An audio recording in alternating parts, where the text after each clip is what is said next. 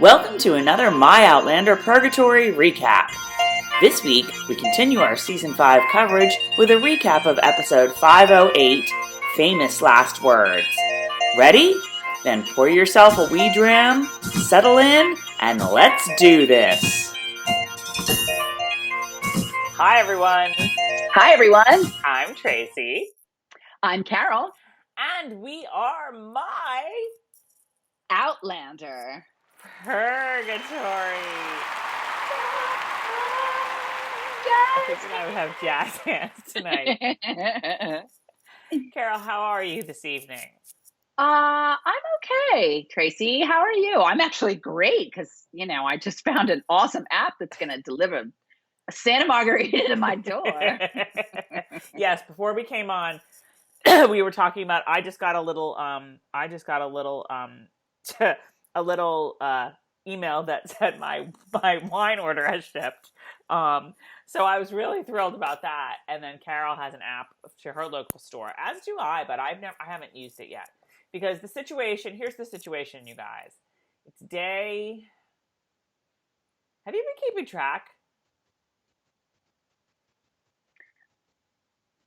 So no, I never know what day, what date. I have no idea. I'm trying to think of day what of quarantine, and it's probably about a month now, because whenever we went to your house, which was the beginning of March,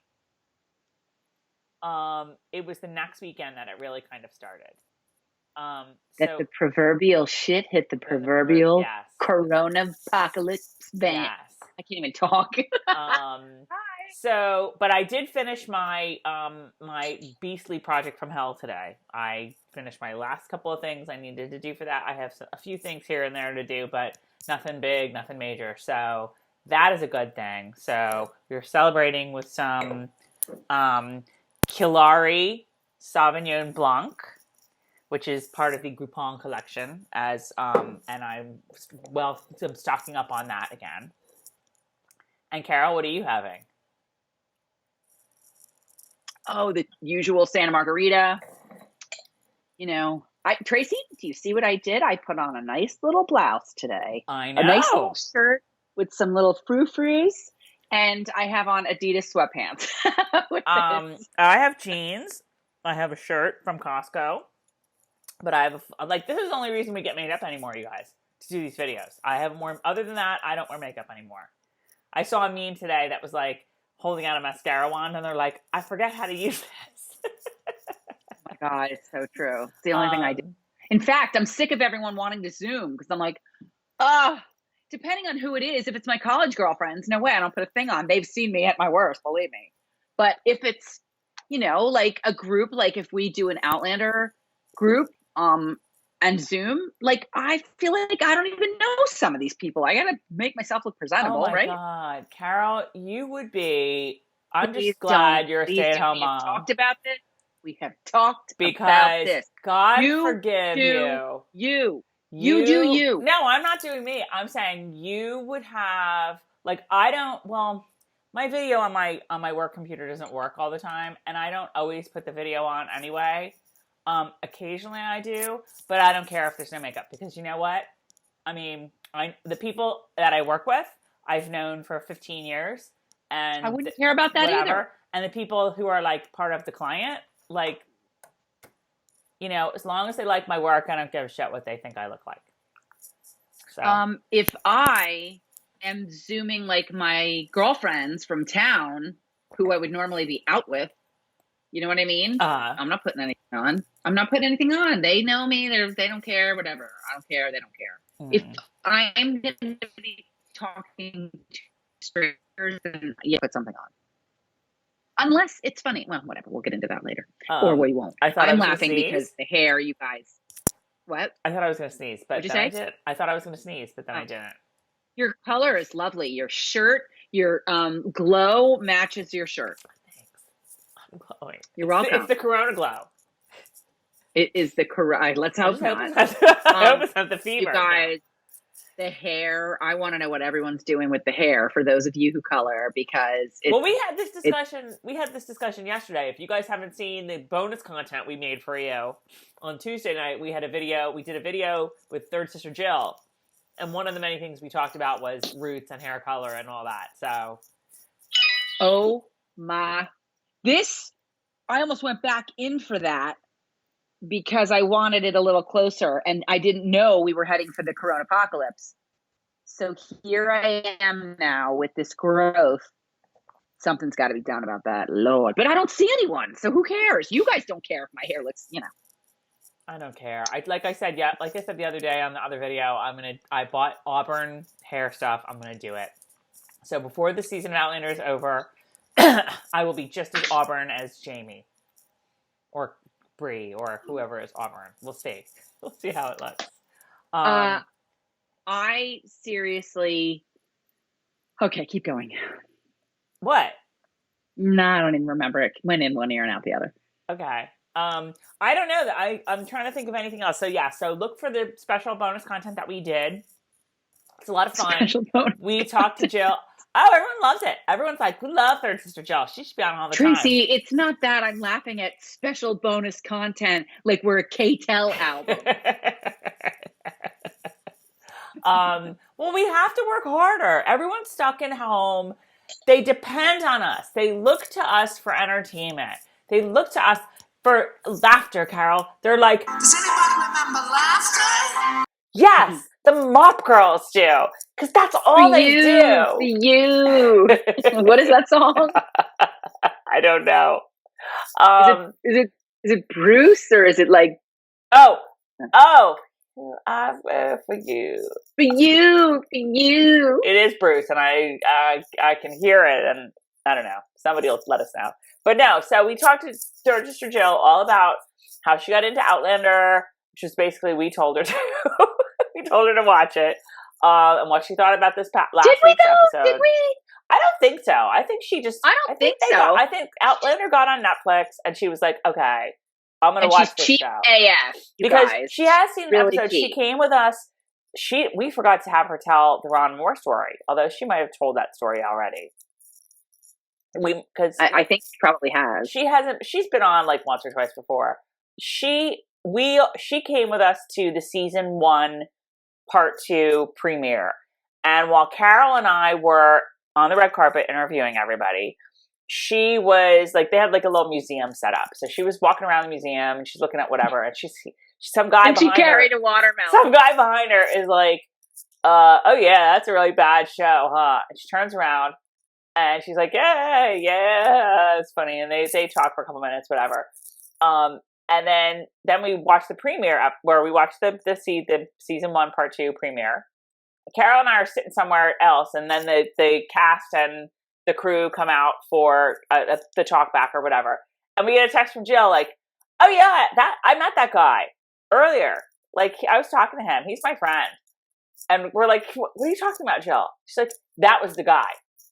Ron Moore was back there in the whole, like, memorabilia area, and, like, had a little conversation with Jill." She had no idea. No idea. Like, he's my friend now. So, yeah, she had no idea. She had no clue who he was. So that was cool, though. That was cool that she had no idea. That was a lot of fun. She just chit-chatted with him, and he was asking her opinion on different things. And she had no idea, so I'm sure she was very honest. But yes, Jill is, this is not something I would not say to her, cheap AF. In fact, she wears it like a badge of honor. Yes. She's very proud of her cheapness. Yes. So I think that's what happened. Like, all of a sudden, the Outlanders just like showed up on Netflix, and she was like, "All right, I'm going to watch this." Yes. Because Tracey and Carol. And or was it Scotland? It could have been that too. I don't even know. She was going to come. Yeah, I know. So I think that might be why. But anyway, she flew through them. Like, she started watching, and like any other mere mortal, she was like, "Oh my God, I love this. I can't stop watching Outlander." And I was like, this is the weirdest thing I've ever seen. Like, Jill's, she's like more like, into vampires. I know. But so that was a lot of fun to talk to her. You can find that on our YouTube channel and on myoutlanderpurgatory.com. And you should subscribe to our YouTube channel, by the way. It's the first, you guys, the first crack at everything. Please subscribe to us. I am not above begging. Okay, I told you, we already said this, like, but I'll say it again every week. We like, the more subscribers you have, like the more attention YouTube pays to you, and you get bumped up, and you get, you know what I mean? Like it's like Facebook. It's like Facebook. The more stuff the only way they will let you do certain things is if you have, all of a sudden I'm like, what the hell is my phone ringing? I get 10,000 steps.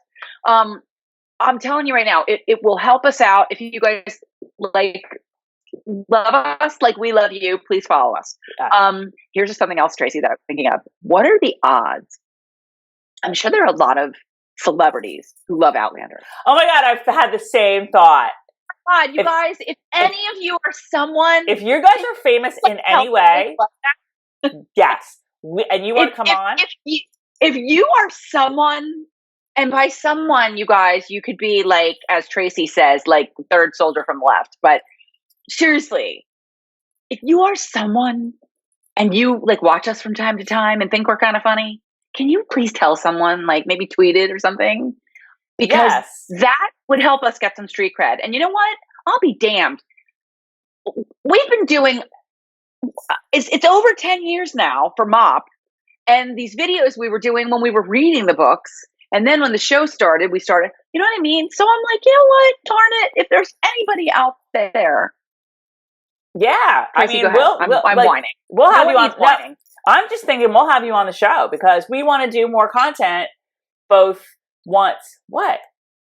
If you say that, you guys, this is like total conversation between Tracey and me that I'm involving all of you guys in. If you say that, Tracey, whoever it is might be like, oh, I'm not mentioning them. I don't want to be on the show. I don't want them bothering me. We're not going to bother anybody. If they like us, why wouldn't they want to be on the show? I'm saying like a celebrity or something. They might be anonymous. I'm talking about a celebrity. Why would they want to be on the show? They just maybe like it and think it's kind of funny. But if they give us like a little shout out, then that would give us more street cred. That's all. Shout out if you'd rather do that. But I'll also bring you on the show, celebrity, like anonymous celebrity that we don't know who you are yet. If you want to, and if you don't, we're never going to bug you. We would never in a million years bug anyone. Right. And of course, if you're on the show, well, you know, we would absolutely have you on, you know, anytime you want to be on. But we should probably turn to the show at this point because it was quite a good one. Carol, what did you think of episode 508, Famous Last Words?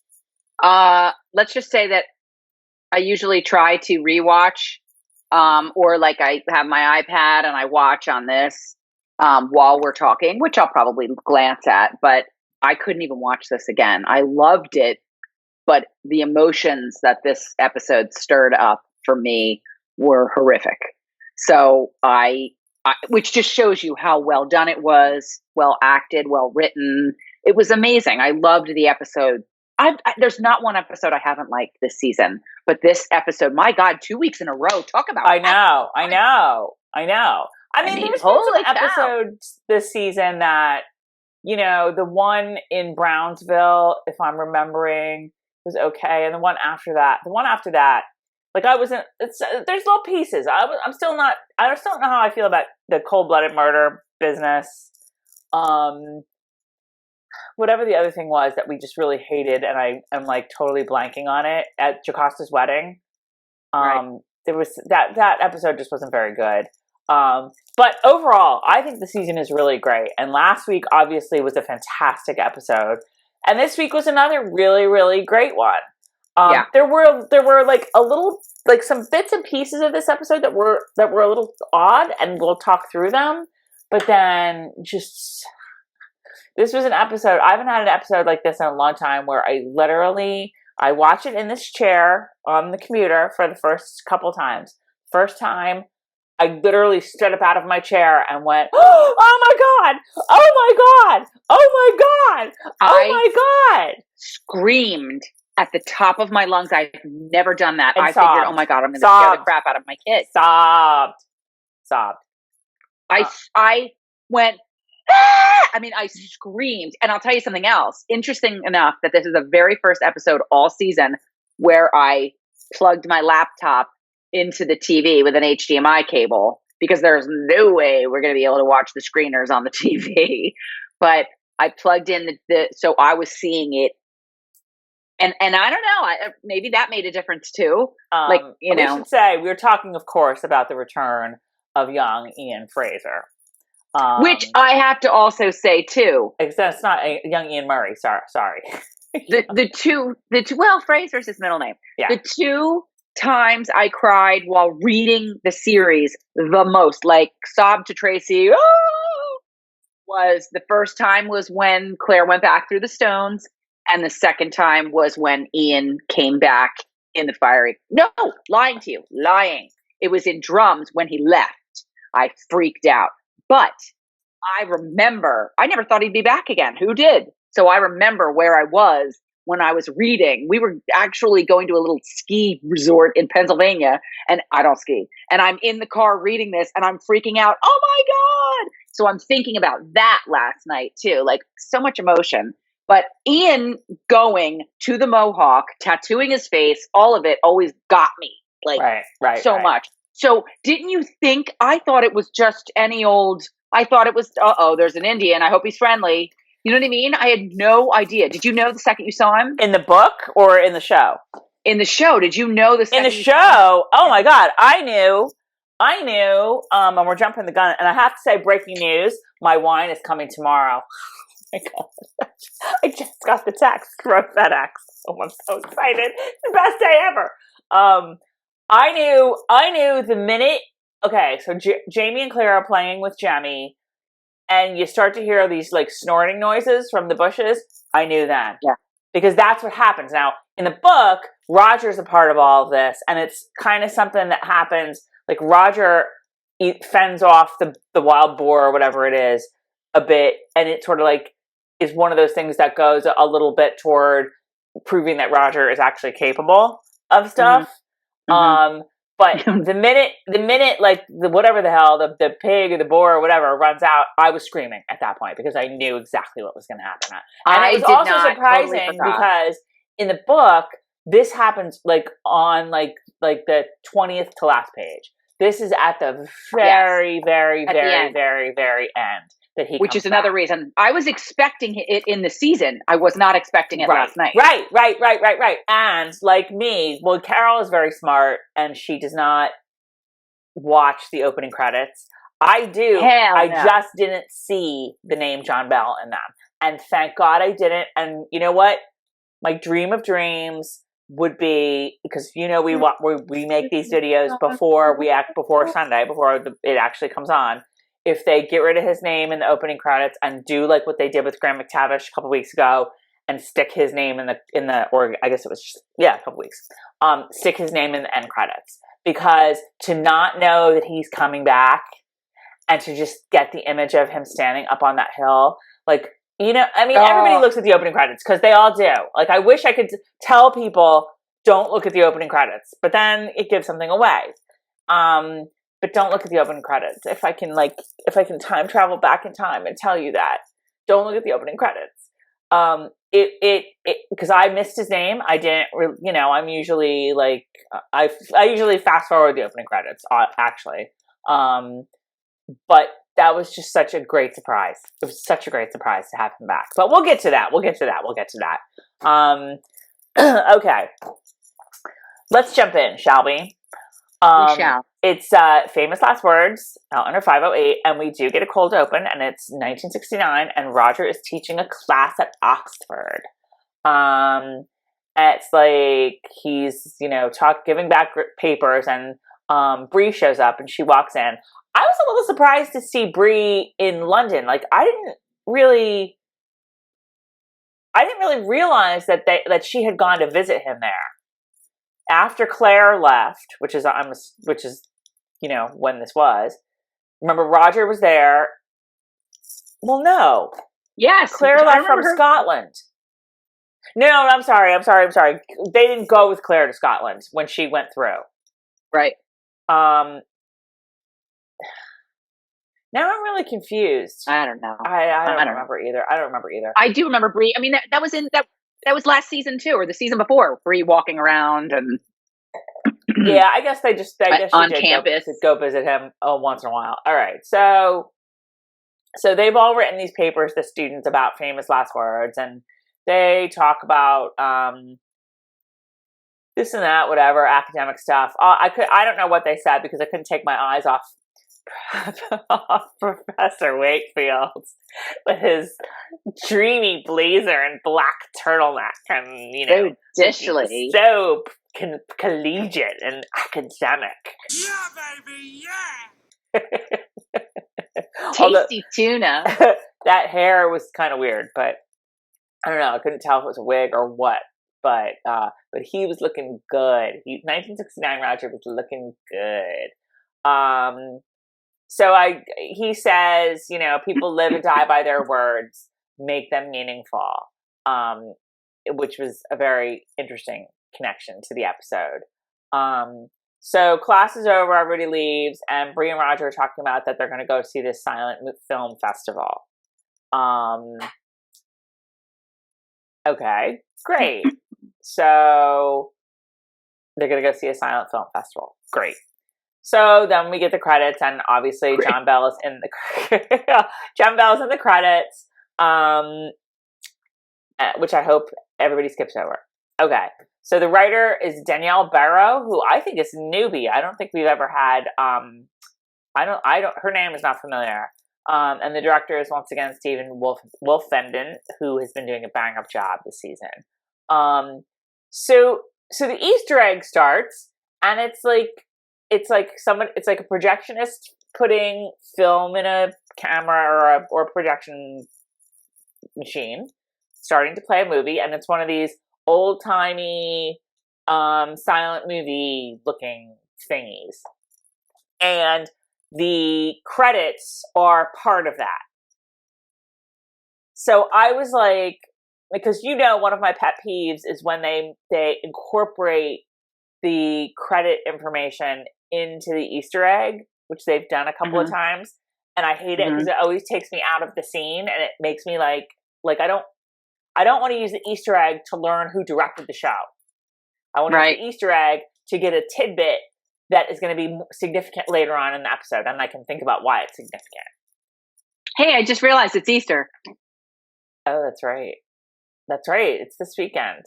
Oh, wow. I'm just saying, we always talk about the Eater egg. I know. There you go. It's actually Easter. And we don't have any candy in this house, and I might keep it that way. But then a whole silent film starts, and it's them and bugs the crap out of me for the rest of the episode, taking Roger down off of the hanging, and for this whole scene, it's all in black and white, and it's like, and then you see what they're saying, take him down. Yeah, we're going to have to take him. We know. Don't make me live through it again, Tracey. Don't make me live through it again. I think it was their way of being creative and doing something a little different and being artsy and bringing out the fact, really driving home the fact that he couldn't speak, silent, all of that. But I thought it was neat for a little while, and then I got tired of it, and then I really got tired of it, and then I got annoyed with it. So when I texted you and I was like, did you watch? And you were like, yes. I was like, oh my God, they've got to stop. What did you think? Yeah. And some people are going to love it, and that's cool. That's awesome. I know. I really wish I liked it more than I did. Me too. I said event and dialogue shown as though they are part of a silent movie. I just don't know. That's what I put in all capital letters. So yeah, I mean, I get that. Like, obviously, they're going to be flashing back to these moments a lot in the episode, so they want to make them distinctive in some way. They want it to feel different, and I get all of that. But this whole idea, I mean, I can see it in the writer's room where they're like, how are we going to make it look different? I don't know. Well, we could, have it in black and white. Well, okay, I suppose. Keep thinking, whatever. I know, you guys. How about we make it look like it's a silent movie? Oh, that's interesting. But how do we get, I know, we'll have Roger and Bree go to a silent movie festival. And that's how they'll like get into it. It just was really contrived to me, even though it made a lot of sense, as you said, and I wrote this down too, like the silent movie is very appropriate for Roger's situation, but it feels kind of literal. But why? I mean, they had to have filmed it because then they turned it black and white and turned the sound off. Right. Like when they were filming it, did they film it knowing this is what was going to happen, or did they just film it regularly and turn it into that? But my question was why. I felt like there had to be some underlying reason. I always do Edward and Bella and the car scene and how they had to go out onto the, they couldn't do her confronting him about being a vampire in the car. And Catherine Hardwicke said, it's because when you shoot in a car, you've got the right window, the left window, or through the windshield. Like you can't it just wasn't going to work. Then I started saying last night, is there some reason that this wasn't working? Or was there somebody not there? Or like, what is it about this scene? Or is this just from day one, this is the way they wanted to do it? I think it was from day one. And I think the reason is that they needed, it's not like he just flashes back once or twice. They were going to have all of these flashbacks, tons of them. At one point they had like, it didn't mean to be funny, but they did like a loop of them kicking the thing under from Roger. So, oh my God. So it was like, it was like, here I have to like demonstrate it here. Here's this fish coaster, here's my phone. And so I was like,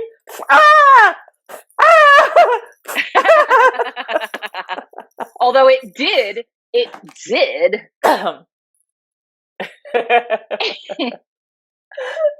R.I.P. It did. I haven't watched the end yet. Schitt's Creek, you guys. 4 more episodes I have, or 3. Stop.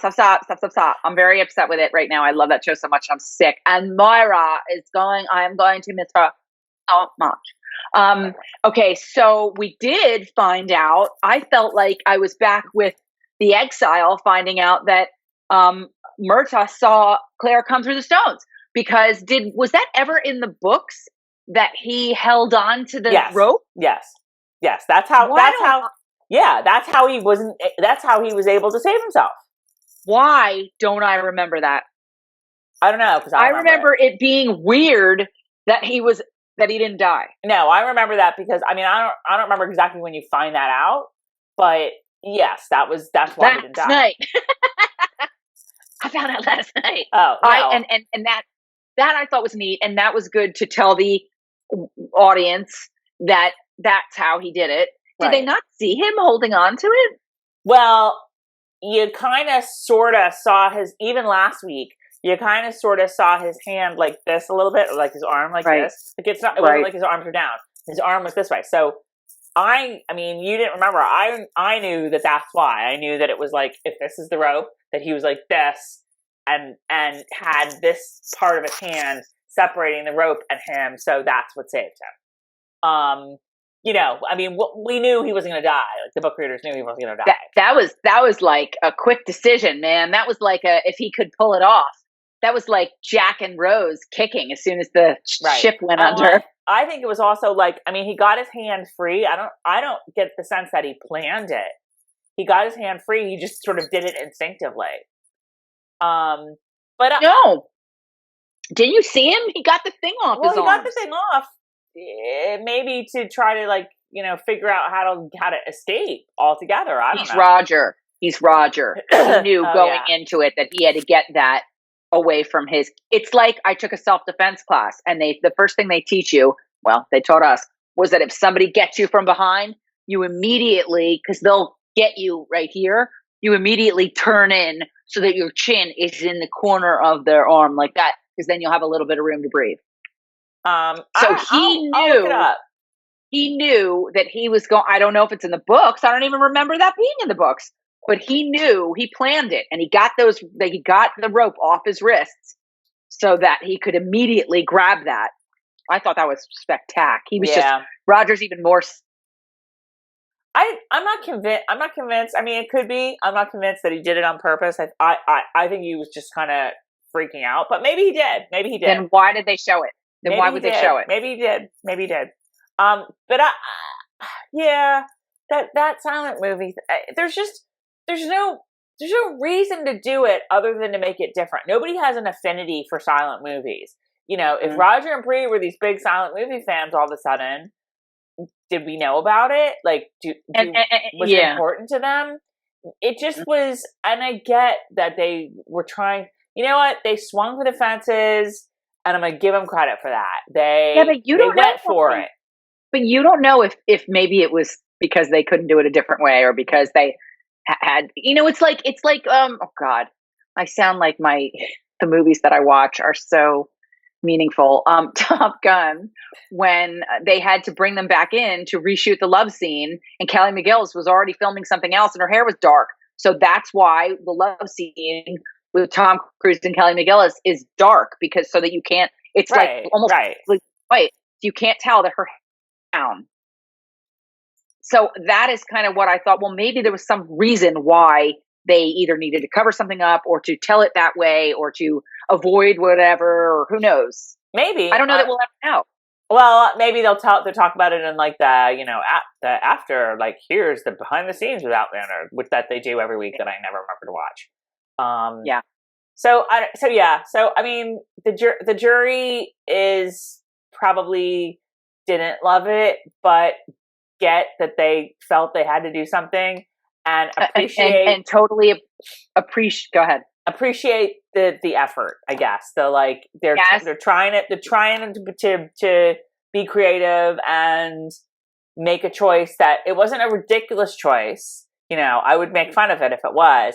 It just wasn't a choice that I thought was gonna. I mean, at the very end, they stopped doing it. They go to like reality, and that was fine with me. That's fine with me. But I feel like there's a reason for that too. I felt like it's symbolic. I think. Yeah. It was just the whole thing was calculated. Appreciate anybody out there who liked it. Please do not think that we're shitting on you by saying like, I don't really like it. That, so what? You know what I mean? Like, you do you. Yeah. So in amongst all of the, gobbledygook and this and that, they pull Roger down. He's breathing. Claire does a tracheotomy. I'm going to say this. The one thing I really didn't like about it, we're robbed of Jamie saying, "You're alive, you're whole, you're well." Yeah, they robbed of that. Robbed. Yeah. Robbed. I didn't need to read those words on the stupid silent movie screen. I wanted Jamie to say them. Right. I think Jamie says that. I remember Jamie saying that, but not there necessarily. That's all I'll say about that. But I wanted to hear those words come out of his mouth. I was kind of bumming that Morag wasn't involved. Well, we did see Buck for a couple of little shots. And how nice is it to have Graham McTavish back in the opening credits? That was a good reason to watch them. So weird. But she, in the book, was the one who alerted them. That's right. But there was no alert. There was no knowledge. They just happened upon them. I forgot about that. I totally forgot about that. But you're absolutely right. You're absolutely right. Yeah. All right. It's 3 months later. Raj is fine physically, but he is not fine emotionally. He is still not talking. I was kind of like, how does Claire know that he's 100% fine physically if she can't get down in there and check it all out? Well, she can though. She had like a light, and she can see. She knows her ways. The scar is the scar. What? She doesn't have. She can't do because she's Claire, Carol. Do you doubt the power of Claire? Come on. She just knows all of those things. She knows. There was a great article that somebody linked to. Thank you. You know who you are. For doing it. That is, and I got to dig it up and post it out. I think I retweeted it, but it's basically, I think it's the New York Times, and it's about Claire. It's about Outlander from the point of view of Claire, a person in the medical field trying to find a cure. So there's a lot of parallelisms to the coronavirus right now, and the rush there is to like conquer it and find a cure for it or a vaccine or whatever. And this whole idea of Claire trying to invent penicillin, trying to figure out how to use modern ways to treat these 18th century ailments. It was very, very interesting. But I like that, Claire and Outlander are getting attention in that regard. Very good. Absolutely. Very Absolutely. good. Absolutely. So Claire and Brianna try to get him to talk, and, at one point, okay, maybe I'm stupid. Brianna's like, okay, well, I'm going to teach Jem to say sweater and aluminum instead of jumper and aluminum. Yeah, I kind of sat there with that one too and was like, wait, is one of them this century? Like what? Is one of them hard? I didn't really understand. I didn't understand it either. I didn't understand. I was thinking that one was she wants to stay and he wants to go back. Yeah, but I don't think they'd have that argument right now.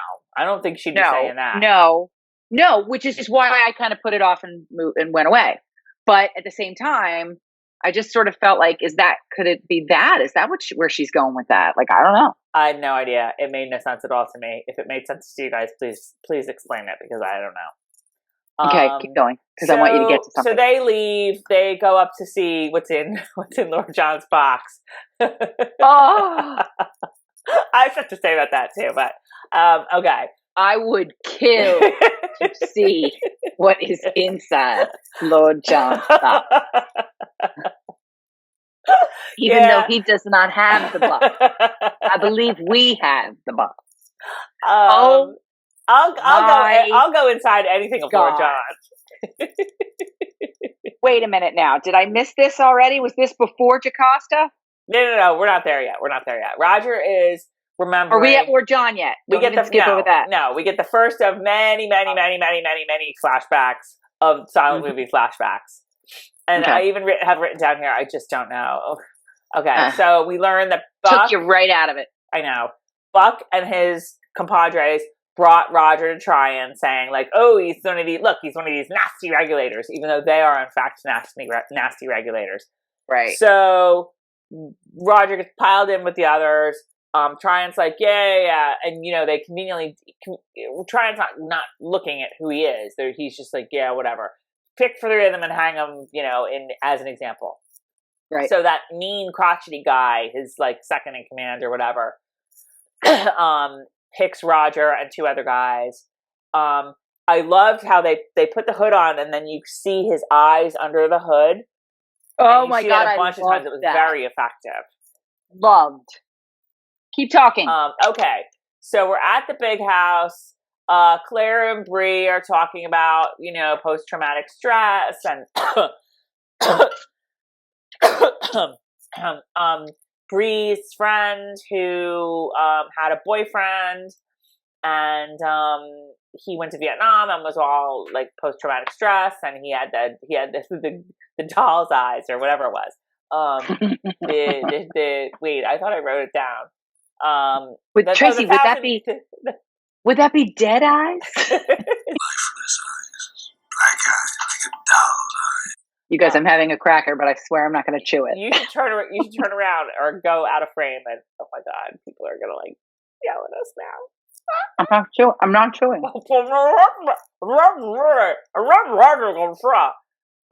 Okay. Where are we? Yeah. So Bree is afraid that Roger's lost. I'm gonna just say right here, I thought Sophie Skelton did an excellent job in this episode. This might be her best episode yet. I really did. That was a nice little scene with her and Claire. When she just said, I'm so afraid he's lost. Yeah, it got me. Okay. We cut to Murtaugh's grave. And we hear singing, and it's Jocasta. And her singing. Murtaugh's grave and her singing was the beginning of my ending. I loved her singing. And Cairn. I know, the Cairn was great. The Cairn was great. Her singing was fantastic. And, they made no bones about the fact that, real Jocasta would probably sing like this. But Maria Joelle Kennedy is, a rock singer. So they're like, yeah, we're just having her sing like she sings. I forgot about that. It was way like folk. The Irish movie. Yeah. The Commitments. And I saw that. We went to see that in the theater, and we may have snuck in a little something for her. And all right, keep going. I saw that. I mean, that was in the theaters. My God, 35 years ago. I would think I was dating Tom. Wow. Okay.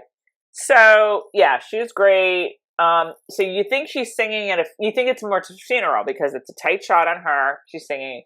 Then they pull back, and you see it's just her and Ulysses standing there, and it's like that really hurt. That just really hurt. That really hurt. So you're back at the big house, and she and Jamie are talking. They're talking about Myrta. I'm thinking to myself, where's Duncan? Did she leave him at home? I guess so. I was trying to think of how she ended up there. They must have gotten word to her. And was she like to Duncan, like, I'm sorry, Duncan, but my lover has died, and I have to go. I have to go off to the ridge. My lover. I think I was a little confused because you said Duncan, and I was like, oh, LaCroix. I must go to the ridge to say farewell to my lover.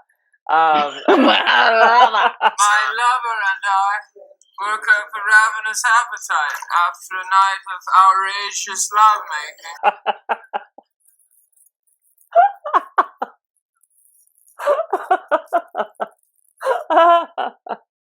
Okay. All right. So anyway, he's not there. So okay.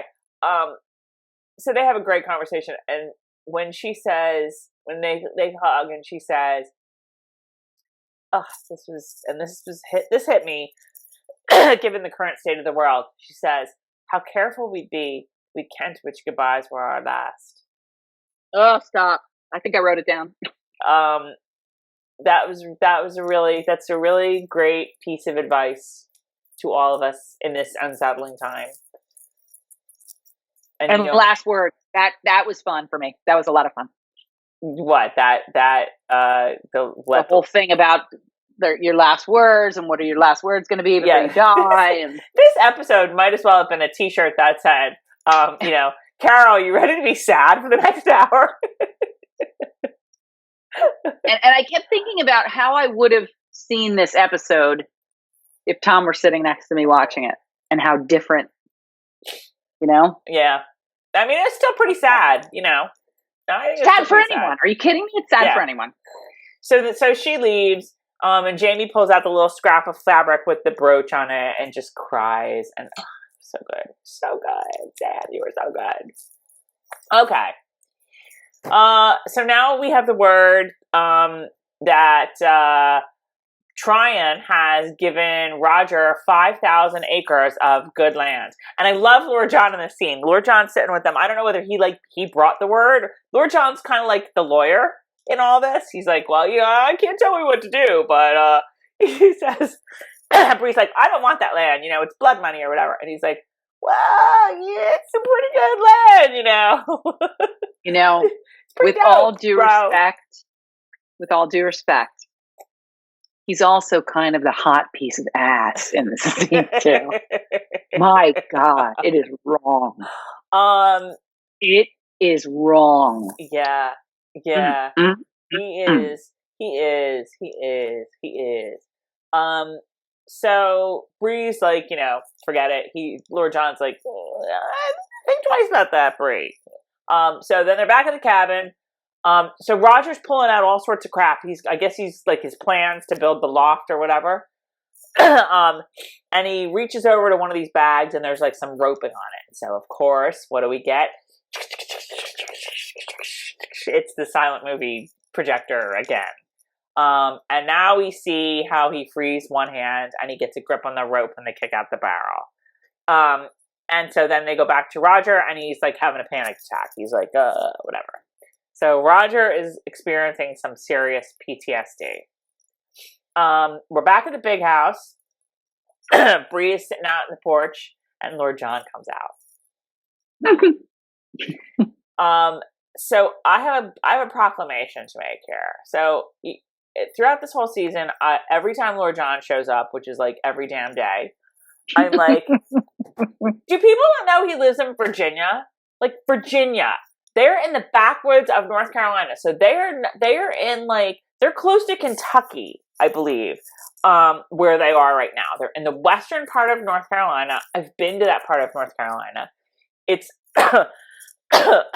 sorry, it's very far west. Virginia is like, in fact, I can tell you how far because one time we went to Asheville. We drove all the way to Asheville, which is 10 hours away. That's kind of in the Ridge area. And then we drove to Charlottesville, and we stayed there for the second part of the vacation. Charlottesville's in the southern-ish, I think, part of Virginia. So it's about as close to North Carolina as Virginia is. And that was a 5-hour drive, okay? I don't remember where in Virginia Lord John is supposed to live, but let's say he's there. So a 5-hour drive is going to be how many like days worth of driving in a stagecoach or whatever? And Lord John makes this trip all the time? Like, no. Maybe he's just had a pre-long stay, like a year-long stay in North Carolina or whatever. Anyway, the proclamation is this. I'm going to stop complaining about the improbability of it and just start appreciating the fact that I get to stare at David Barry like for each episode. Which is why I never even give a good gosh darn about how far away he lives. I'm going to start to suspend disbelief. Yeah. Sure, okay. Tracey, you have to, and you know what? You're going to have to in future.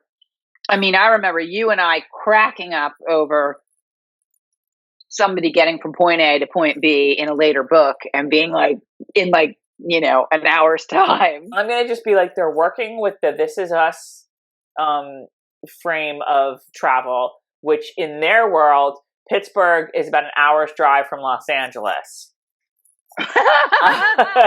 Now, really, Pittsburgh is about an hour's drive from Philadelphia. No, well, we've talked about this before. Alpine, New Jersey, which is all the way up north of New Jersey, is about an hour's drive from Philadelphia, which it is not. It's about a 3.5 hours drive, I would say.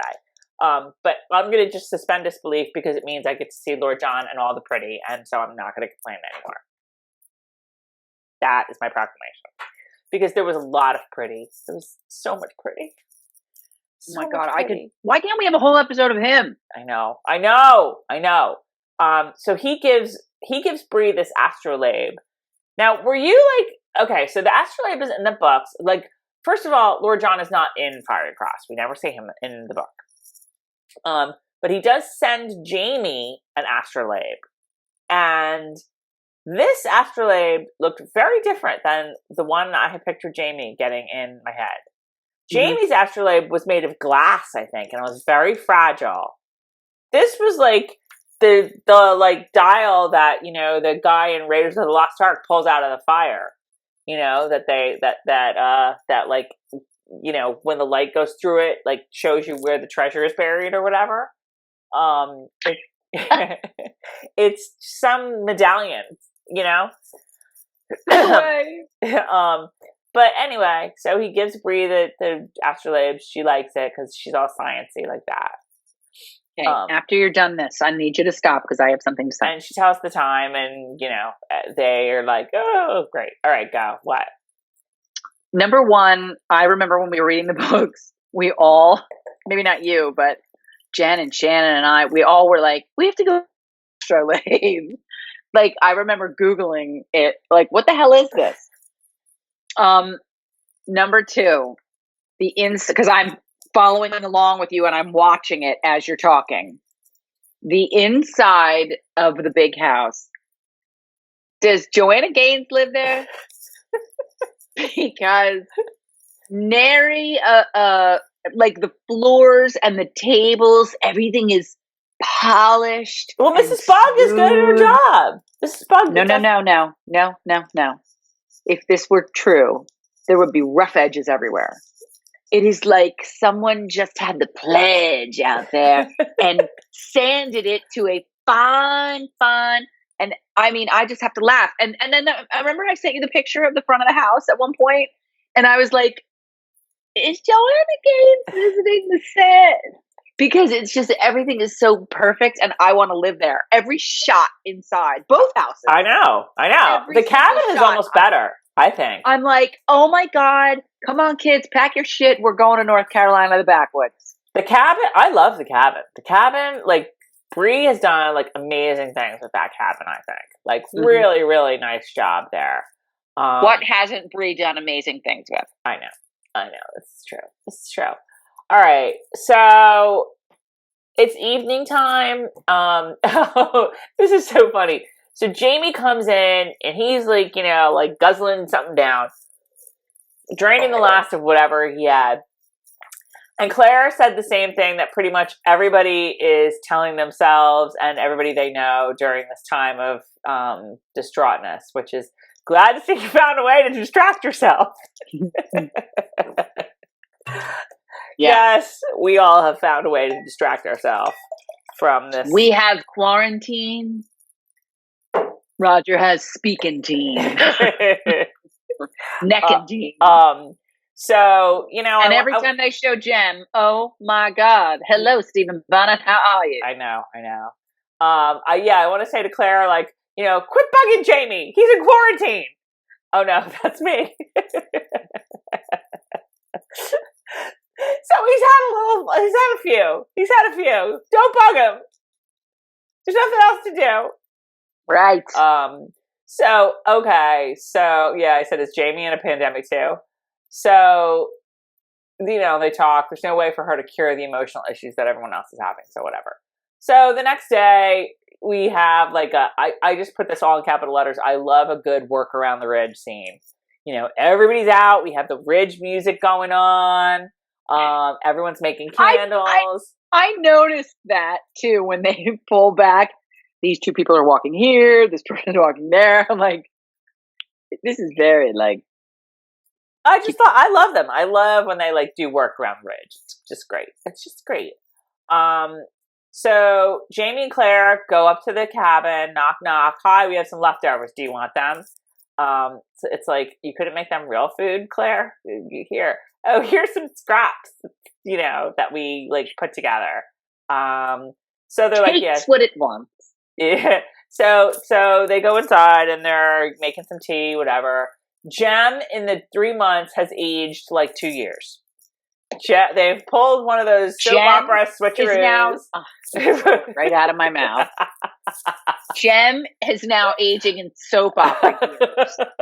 I thought the same thing. I was like, I'm sorry, wasn't he like an infant 5 minutes ago? And now he's like running around. And you are right. He is the picture of Stephen Bonnet. So he looks exactly like Stephen Bonnet. I know. Wait till if Stephen Bonnet ever gets a hold of him. Well, he did actually, but as a baby. When Mrs. Bug saw him, and he gave him the coin and whatever. And he gave him his coin. Right. So the tea is ready, and Jem like wanders over to the stove, and he's just about to touch the hot kettle, and Roger's like, "Stop!" He's really like, and runs over and pulls him out, and everyone's like, Roger, you spoke, and then they all go into like, dance ballerina dance mode. They're like, speak, Roger. Dance, monkey, dance. Come on, Roger. Come on.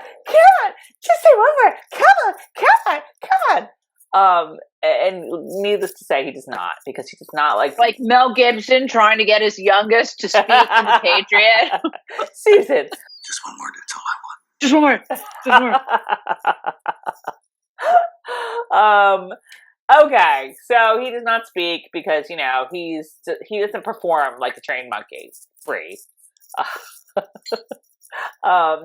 So next thing we see Bree, and she's singing the Darling Clementine song to Jem.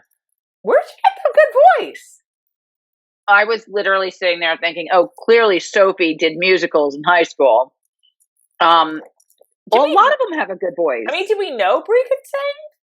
No, she's an actress. Of course she can sing. Most of them can sing. Well, no, but like, I don't care that she's an actress. I care that she's Bree. And like, sometimes like Jamie can't really sing. Like, that's a thing with him. I don't know, but she was trying to piss him off. She was competing. She was trying to make him jealous and make him try and sing. So you think that there were ulterior motives there? It wasn't just that Jenny was like, somebody just sing that damn song that I like. You couldn't sing. For God's sake, somebody. You couldn't see her going like, oh my darling, yeah. I mean, I sort of saw her like looking around once or twice. I didn't really like think that she was trying to do it to piss him off. I did. When I noticed that she kept doing this thing with like, oh my darling, oh my darling, oh my darling, Clementine. Tracey, she is in the backwoods. They have to say twangy. Like it was like Clementine.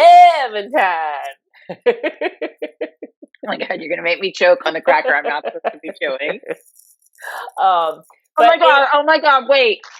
Total, I'm just gonna stop for a second. Who am I? Gonna catch him and kill him. Pretend. Oh my God, you're gonna get so yelled at from all this eating. I'm telling you right now. Quint. I know you're Quint. Really? Keep going. Really, baby. Really. So let's go back to my lover. Really, my lover.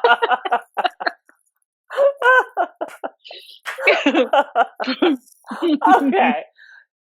Whether she intended to or not, she does like get Roger, and he cries. Like I'm just like, does she have to do that? Like really?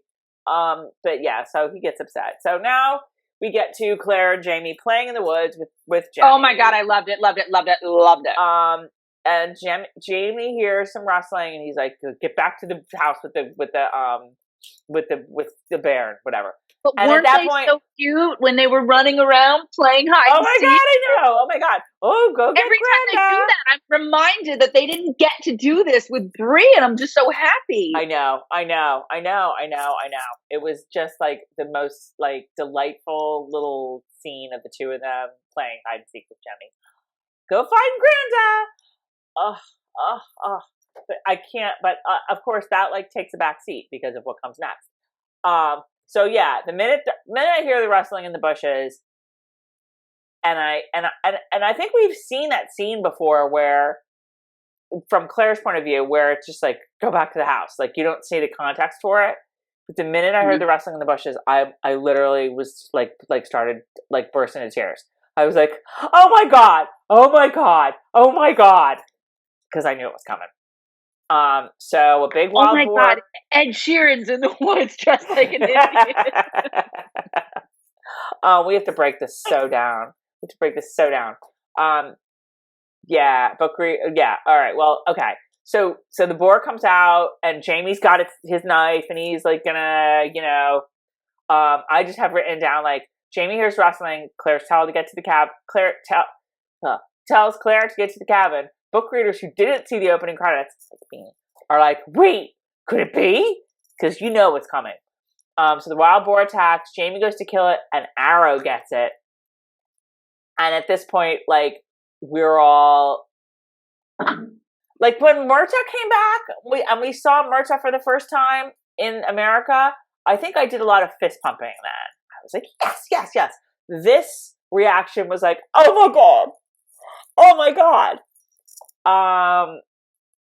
And we see an Indian on the hilltop, and it is Ian. Now let's break. I screamed. It was. I can't even believe it was him. Wow, the pressure is immense right now. I know. Well, let's break this down. All right, I'll go first. I thought John Bell looked fantastic. I will tell you that has been a secret worry in the bundle of things I worry about at night, late at night when I can't sleep. I worry about like finances and my job and this and that, and then sometimes I'll worry about like, are they going to get John Bell to look like a Mohawk when it comes to finances and my job, and is John Bell really going to shave the sides of his head? Are they going to get John Bell? Is he going to be able to pull it off? is he going to be able to pull off a mohawk? Well, I can tell you, he pulled it off with flying colors, in my opinion. You? 1,000%. I have chills just looking at him. There was a shot later on, like towards the end, when he and Roger are doing the surveying and like one of the last shots of him, and you sort of see the side of his face, and he's kind of chiseled a little bit. He looks completely different. He looks completely different. I thought they did such a good job with him. I couldn't remember. Talk for a minute. I'm just opening the windows. I'm guessing you guys, my memory sucks so bad. And I also watched it last season, so I was kind of half there. But I didn't remember the tattoos. I was like, they must have shown us the tattoos before the season ended, when Claire and Jamie and everybody left him there, and when he wanted to stay. But when I was reading the books, I had a freak out, and that's my favorite blog post I've ever done. Oh my God! Did you talk about the tattoos? When he first left, my favorite blog post I ever did about the books was my blog post about Ian staying with the Mohawk, because I was just so shaken. I was shook. I was so shaken, and I was like, I just remember saying, they tattooed his face. They tattooed his face. But then when I saw this, Tracey, I was just saying, when I watched last season 4, my mind was, I was in a fog. So I couldn't remember how much tattooing had been done before we left. Before they left, when they showed him. No tattooing had been done. Okay, so no tattooing had been done. All right, so now he shows up and he's tattooed. In the books, they tattooed his face before. Yes. Well, and they did all like in the books, he looked like that before Jamie and Claire left the Indian camp. That's he went off. Books, isn't it whoosh, whoosh, I'm like, these could practically be moles. they're really symmetrical moles. I don't know. I wasn't so bothered. I wasn't so, oh my God, they tattooed his face, which I guess they kind of have to do because in, going forward, you know what I mean? If you're going to see him, you're not going to want to be completely distracted by stuff happening on the space. Right. I think I imagined in the book that there were 2 rows of them, and I think there are 2 rows of them, but this was fine. No, I didn't think they were going to tattoo him at all. So the fact that he was tattooed on his face was like a bonus. But yeah, that's why in the books, that's a good point that Carol brings up, is in the books, they make this whole deal that Ian is going to stay. Jamie doesn't know it. So Ian goes to, hang out with his Indian friends or whatever, or I think Jamie and Claire are being held in a certain tent or whatever. Ian comes in to tell them what's happening, but it's already happened. It's already tattooed. And read my blog post. Yeah. So this sort of transitions nicely into what I didn't love about this reunion. And this is what I'm about to say is a total personal thing as a book reader. It does not, in general, it was a fine reunion. It was lovely. He was great. It got me. It just went down very differently in my head as I read the book, and it didn't match. Oh, don't yell at me. Don't at me, bro. No, I'm not talking to you. I'm talking to all of you. Don't at me, bro. Jamie's reaction was not in the reaction in my head as I read the books. And I know that it's not the best reaction was underwhelming to you? Yes. Well, I'm not even going to say underwhelming. Yes. Can I read you that part? That might help. And it's like a sentence, basically. Wait. Okay. I'm just covering up my ass while you're talking. Wow, that is really... Since when do you see so much of my house? That's all. We always see that part. All right, wait. No, it used to be like this door and part of. No, you don't see that much. No, I really don't think you did. Okay. Maybe I was turned. And don't forget, this is, and I think this chapter is sort of in Roger's point of view. Right. So don't forget Roger's a part of this too. But so when I say it occurred to him, I'm talking about Roger, not you. Jamie's listening. Jamie's listening. So it occurred to him dimly to look for the. Well, wait. So okay, yes, an arrow has shot the boar. Okay. So wait, patting Jemmy's back in automatic comfort, he turned his head toward the wood and saw the Indian standing on the edge of the trees, bow in hand. It occurred to him dimly to look for the wolf. It was nosing at the pig's carcass, no more than a few feet from Jamie, but his father-in-law was paying it no mind at all. He too was staring at the Indian. Ian, he said softly, and a look of incredulous joy blossomed slowly through the smears of mud, grass, and blood. Oh Christ, it's Ian. That's all it is in the book.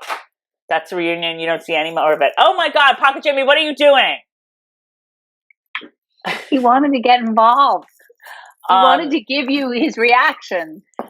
And so in my head, it was always like Jamie is like, you know how they always say like Jamie's hides his emotions very well, but like the coloring is what changes in his face. When like same with when he saw Bree or when he saw Claire for the first time. I just felt like he would be like stock still. I can hear it in my head. Oh Christ, it's Ian. And what the reaction was like, more like, you know, oh my God, Claire, look what it is, it's Ian. Tracey, what? It was more of a reaction when Ian stayed too. What do you mean? Like, I felt like when Ian stayed in the show, it was kind of like, what? You're staying? All right, we'll get you out of this. No, I want to stay. You do? All right. Like, in the book, it was like, holy shit, what are we going to do? Oh my God. You know what I mean? So right. It was sort of like the same welcome back as it was the same bon voyage. Right. Here's what I wrote down. Christ, it's Ian. Anticlimactic. Jamie in my head stood stock still, voice raggedy. Not, oh my God, Claire, look what it is, it's Ian. Whee! Also, should be said before Ian makes his way down the hill. Jamie knows who it is the second he sees him. It took too long for him to react. Again, don't at me. This is me as a book reader. You know, fast forward a little bit if you don't want to hear what my take and Carol's take. And you can tell, you know, yours might be different as a book reader. This is mine as a book reader. This is a big scene for me. It's a big scene for all book readers. I thought it was good. I thought it was fine. I thought John Bell was wonderful. If I'm ranking reunions, it's going to be low down on my list of reunions. Mic drop. I would say Jamie Murtaugh, Jamie Bree, possibly tied for first. Jamie Claire second. Jamie Ian third. Thoughts? Like I said, when he stayed in the show, it was just like, we'll get you out of here, man. And then he was like, no, I want to. And well, okay. I mean, they really didn't do it the way that it was done, which was horrifying. They had to leave him there. Oh, you're talking about leaving Yes, him? Because to me, they correlate. To me, they're like bookends. Them leaving him there and them welcoming him home are like bookends. So if they're not going to like really freak out when he goes, then they're not going to be quite as oh my God. Oh, that's super interesting. That's a really really you good. Guys, Tracey never says anything like that to me. I feel so good about myself. No, that's because I will say this in the books. When they have to leave Ian, I mean, it's every bit as emotional for Jamie as the loss of Murtaugh. It is gut wrenching. Yes. Yes. It is, you're tearing my guts out, Claire. Yes. That's what it is, because it's like his son, and he is responsible for wee Ian. Right. And his sister Jenny is over in Scotland, counting on Jamie to protect Ian. And and Jamie is leaving him with savages. Forever. He can't ever come home. Right. When in that, I don't know if they even made that much. Now, P.S. Please don't anybody give me a hard time for using the term. What? Don't at you either, bro. Yeah, please don't give me a hard time for using the term savages, because in the books, that's, if you don't understand my usage of the word savages, then go Google the Mohawk. And in their minds, they're leaving him with like these people who will turn around on a dime and kill him, on some wampum, and kill him. You know what I mean? And when we leave him in the books, his face is all tattooed. He looks like he looks when he returns. Even worse, more tattoos. And I'm sorry, but the Mohawk were fierce. The Mohawk were to be respected in that they were fierce. They had a fierce look about them. You did not mess with the Mohawk. So when we left him, it was so gut-wrenching, and it was forever. Bye-bye. He basically had to cease being a white man from Scotland. He had to become Mohawk. And that was that. It was like a death to Jamie. It was a death. I probably said that in my blog post. It was a death. So when he came back in the books, it was like the prodigal son was home. It was like, oh my God. It was like the resurrected son was home. Yes. But in the show, when they left him, they were like, we'll come back for you. What do you mean you want to stay? Like, oh my God, are you sure? All right. And they left, and they didn't really get into it too much. And now he's back, and they're not really like, at least so far, they're not really like, oh my God, you're back. You weren't allowed to leave. I mean, I know they haven't gotten into it all yet because he's so forlorn, but it's kind of more like, yay! Yeah, yes, exactly. That's exactly it. Like, woo, Ian's back. And it's a more spiritual. Yes. It's a more spiritual thing. It really is like if somebody died and came back to life. And the other thing is, to your point, they haven't talked about Ian at all this season. At all. They haven't. If they have, I've missed it. Again, is done on purpose to solidify the fact that he's gone forever. I kind of forget in the books whether Jamie has that attitude of like, I don't want to talk about him anymore. Like I don't think he does, but no, it really drives the point home that Ian's gone. And you forget about him. You guys, any of you guys who didn't read the books and just watched the show, weren't you kind of like, oh yeah, Ian? Yeah, no, that's true. I mean, we never got a reminder. I mean, let's hear what third sister Jill has to say when she watches. I know. Well, just imagine, like, Murtaugh left to go be a regulator, right? Jamie released him from his bond. Well, like, we had probably 5 different between Murtaugh leaving and then, them meeting up again and him dying. We've had 5 different scenes of like, oh, Murtaugh, remember him? Like, oh, I feel so bad. Like, oh, I miss him so much. Oh, ugh. We didn't have any of that with Ian. So I think that your point's really well taken. That just, it wasn't given, it hasn't been given the depth to which it is given in the book. And that's fine. I mean, they're just 2 different things.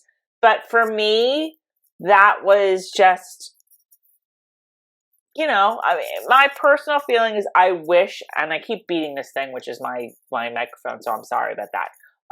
I wish that it had been a bigger, and it's not like it's not a big deal. That I'm not saying that, but not a bigger deal, but a more miraculous deal, maybe. Does that make sense? Yeah, absolutely. And I really do believe that that's why we haven't heard a thing about him. The same way that they dress somebody in green to denote envy or something, they just did not write him at all so that we would almost forget about him. Yeah, so that it was that much more of a oh my god, but it wasn't that much of an oh my god. Well, no, I mean it was a surprise to see him, but I maybe the fact is that the non-book readers are going to think it's a great scene because they don't have that knowledge of how it is in the book. Well, I think it's a great scene. Yeah, I mean it was a great scene. I don't not think it's a great scene. I was not unhappy with it. I agree with you, but I think I was ready for it to not be this big, massive thing. In fact, go back and watch Claire's reaction. The look on her face, the expression on her face is almost more. Oh, okay, all right. I wasn't really watching she's her. holding Jen, and she's just like, she's so expressive with her eyes. Oh my god, she's so amazing. Right. I mean, it's just like the reunion with Murtaugh. As good as the Jamie Murtaugh reunion was, the Claire Murtaugh reunion made me cry. Right. Right. Right. All right, we've broken this down. It was good. We've beaten this dog. Glad to see Rollo again too, or Rollo. And John Bell, I can't say enough about him and how great. Oh, I just opened my window, so I feel better now. Love the hot fly. John Bell was so great and really, really, really, really looked the part. Really looked the part. Okay. I'm gonna fall right back off this chair, you guys. I am I have so much to do. Oh my god, I think we're talking really long because we still have half the show. Let's go fast. All right. So Claire and Jamie bring Ian, I guess, back to the cabin, and they have a reunion with Roger and Bree. Really, Ian is very not standoffish, but very hi until he gets to Bree, and Bree is really the genuine he's really glad to see Bree, and Bree and Ian, in the books too, have a really special bond. But I also really did like Ian and Roger's welcome because, and actually I had that written down that it was the best one because of what Ian meant to Roger. Mm-hmm. Ian is the reason that Roger is there, that Roger is home. So there was this unspoken acknowledgement of Ian's sacrifice. Yes. Which was really lovely. So they take Ian to the big house, and Claire's like, "Oh, well, I'm sure you want to freshen up. Here, we'll get one of the serfs to go butcher the pig, or I know, Marsali will do it because she's really good with the knife." And Ian's like, "No, I'm going to do it. I killed the pig. I will do it." And he is very firm about that. He was almost disgusted with them because that's the way it's done with the Mohawk, right? And he's like, it's just clearly he's not a part of this world anymore. How long has he been with the Mohawk? 2 years? As long as it's taken to live. I mean, it hasn't been. She was pregnant with Jem when he left. And Jem's 15 months old now, maybe? Yeah, Jem's not 3. She was pregnant with him, so 2 years? So 2 years. Yeah, more or less 2 years. Okay. All right, so we see Marsali, and she's reading Roger's tarot cards, or she's reading some tarot cards. Now, did that strike you as odd? And if this is part of the books, then I just totally forgot about it. But the only thing I could think of was Mrs. What's her name in season 1, Claire's cards. Well, remember? Well, she read the tea leaves. The tea leaf. Oh, it's tea but that was but it was also it sort of it goes along with that whole old wives' tale.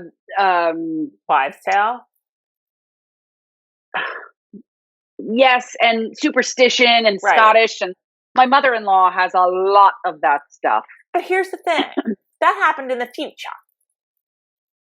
we're in the 18th century where they still hang people for being witches. Am I right. wrong here? So you're saying reading the cards would kind of be like did that really happen? And, I mean, I meant to Google it, and I just really didn't have time to do it. I don't know if it happened on Outlander, but I can't imagine that they would be that far off that like tarot cards were invented in 1897, and you know what I mean? It's not like they weren't invented, but like, would you know, wasn't that frowned upon? Because, you know, is there some sort of like religious or spiritual implication? Right. Like black magic. Right. Exactly. Yeah. P.S. I'm going to interrupt really quick to say, am I the only one who can't stop baking during the corona apocalypse? I'm really trying not to do it. I'm really trying. Really trying. Keep going. Yeah, no, what was I going to say? It just seemed like such an odd thing. I remember, you know, because they have a tarot card in the starting, and I was always like, I don't know where this is going to pop up. That's really weird. But I found it very weird that Marsali's like reading tarot cards. Like, it was just really bizarre. And clearly they needed somebody to do it because they needed the hangman card, whatever. But anyway, you know, we get a funny scene of Lauren Lyle. She's so great. When she's reading her own cards and she's like, oh, look, it's like the baby cards. Like, too many bairns, Fergus Fraser. Like, she's so funny. She's so funny. I loved her when she was sitting out on the stairs. And we'll get to that. Like, she made a look and she was just like, they're just oh my God, for her now. I need to meet her. You know how I am usually with the actors where I'm like, I don't need to meet the actors. Like, I want to sit, I'll pick Diana Gabaldon every day of the week and twice on Sunday. If I've got Diana Gabaldon speaking or the actors appearing, I will always want to go see Diana Gabaldon. But Lauren Lyle she's so good. I need to meet her. You can tell. I don't know why. I just need to meet her. She's so good that like she takes a scene that I think is kind of dumb, which is her reading tarot cards, and I still like it because she did it, because she's in it, and she made it funny. So she keeps pulling the hangman card for Roger, and finally Roger's like, you know, sweeps the cards off the table, like finally realizing that they could all be hung as witches if they're caught doing this, you know, sacrilege stuff. So Bree comes home. Marsali's like, yeah, I'm gonna go. Bye. And she wants to talk to Roger, and she says she knows what he's going through about the trauma, but she and Jemmy, you know, she hung on and she kept going for her family, and she and Jemmy need him now, and she needs to know if he's going to come out of this place where he's lost. And slow golf clap for Sophie Skelton, because I thought it was maybe her best scene ever. Yeah, she did well. Really, really good. Like we've said this all season. Like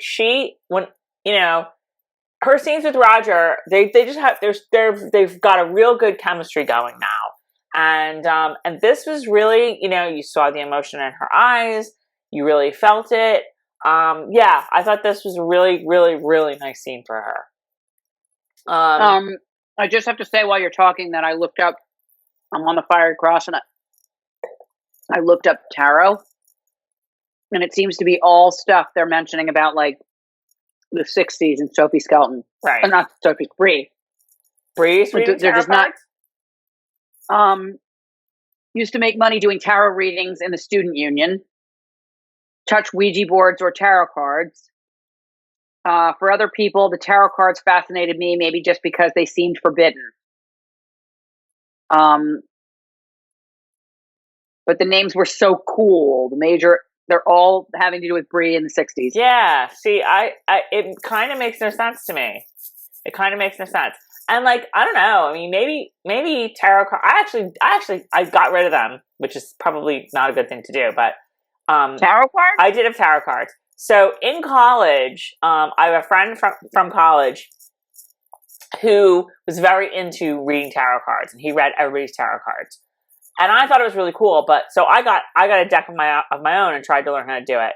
But like the thing with tarot cards is like you should only use, like you can only be the user of your cards. Like you can't just give your cards to somebody else and they can use them. Like your spiritual, you know, imprint is on that deck. So I gave mine to the Goodwill. So I don't know what that's going to mean. But yeah, I learned how to do it for a while. Right. Now somebody's screwing up somebody else's I know, right? It's not your card. But I did like try to, teach myself how to read them and whatever. And it's fun, but mid 15th century. Okay, but like, would they be using them in the backwoods of North Carolina? And that was that was like a nice deck too. I mean, where's Fergus Fraser getting the money to buy this nice deck of cards?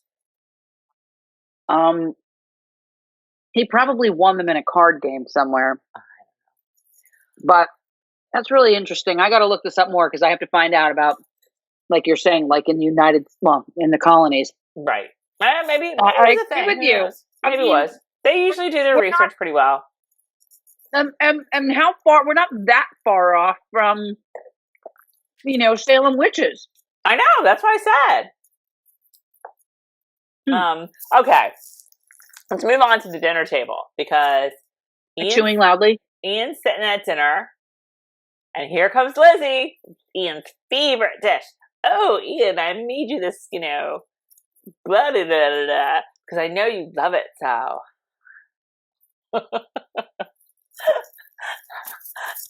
And Lizzie's on fire. Lizzie is on fuego. And then what happens? And then he's like, yeah, thanks. And then what happens?